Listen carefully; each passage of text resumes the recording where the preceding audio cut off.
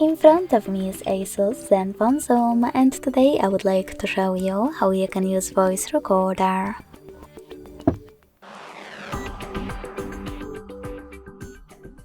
Begin by locating Recorder app and tapping on it. Before starting recording, tap on those three dots at the top right corner. Select Settings and manage all of those however you want to, like quality. When you're ready, go back, and to start recording, use this red button. As you can see, recording is on.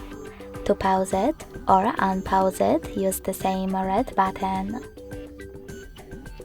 If you want to delete your recording right away, pause it, click on Delete button on the left and confirm your choice in the pop-up.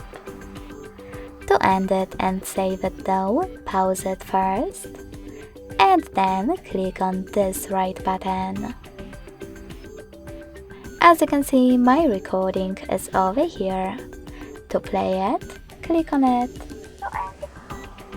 And to access it from main screen of your sound recorder, tap on those three lines at the top right corner. If you want to rename it, you need to hold it and then click on rename option in the pop-up. Now type in wherever you want to and hit save.